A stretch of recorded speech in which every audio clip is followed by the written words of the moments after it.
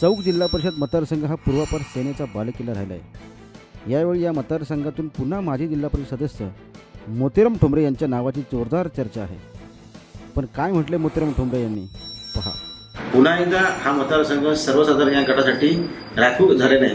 पुन्हा एकदा या मतदारसंघात फार मोठी चुरस नाही, परंतु ठोंबरे कंपनीचं जे वलय आहे ते पुन्हा एकदा आपल्यासमोर आहे आणि आपल्यासमोर सोबत आहेत ठोंबरे जे आता इच्छुक शिवसेनेचे उमेदवार आहेत। आपण त्यांच्याकडून जाणून घेऊया नेमकी त्यांची आता ह्यावेळी तयारी कशी आहे आणि त्यांना नेमका वाढ हा कसा वाटतो। मला सांगा, आपण ह्यावेळी इच्छुक आहात की कसं काय?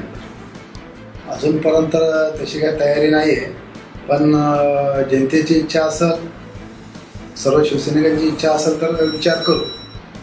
मला सांगा, वहिनी विद्यमान आहेत, तुम्ही मागच्या वेळी होत्या, काय सगळा हा अनुभव तुम्ही शिवसैनिकांना सांगा की मला पुन्हा एकदा संधी द्या, काय नाही?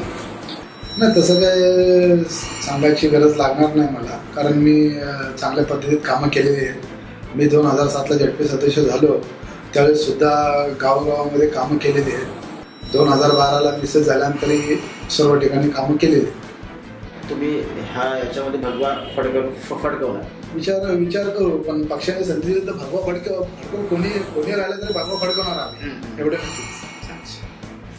तर हे होते ठोंबरे, ज्यांनी सांगितलं की माझ्या सकट अन्य कोणाची उमेदवारी त्यांनी दिली तरी शिवसेनेचा उमेदवार निवडून येणार। या चौक जिल्हा परिषद मतदारसंघावर शिवसेनेचाच भगवा फडकवला जाणार, अशी आशा त्यांनी आत्ता तरी व्यक्त केली आहे।